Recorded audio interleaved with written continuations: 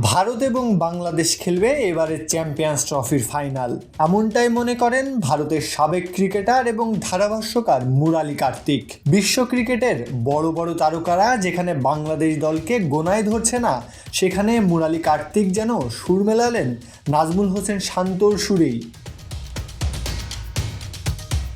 কিছুদিন আগে বাংলাদেশকে নিয়ে এবি ডিভিলিয়ার্স বলেন, চ্যাম্পিয়ন্স ট্রফিতে বাংলাদেশের কোনো সম্ভাবনা নেই। রবি শাস্ত্রী কিংবা রিকি পন্টিং এর মতো সাবেকরা তো বাংলাদেশকে পাত্তাই দেননি। তবে এবারে চ্যাম্পিয়ন্স ট্রফিতে বাংলাদেশকে ডার্ক হর্স হিসেবে দেখছেন মুরালি কার্তিক।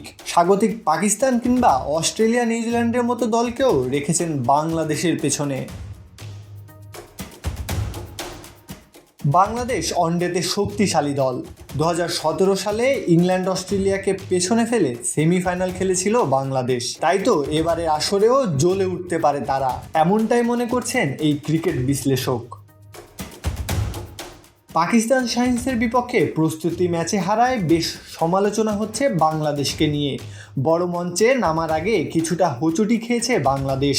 তবে ভারতের বিপক্ষে ঘুরে দাঁড়াতে হবে, সুযোগ থাকবে না কোনো ভুল করার। সেমিতে উঠতে হলে গ্রুপ পর্বে বাংলাদেশকে জিততে হবে অন্তত 2টি ম্যাচ। তবে মুরালি কার্তিক মনে করেন বাংলাদেশ গ্রুপ থেকে নিউজিল্যান্ড কিংবা পাকিস্তান নয়, সেমিতে যাবে ভারত এবং বাংলাদেশ।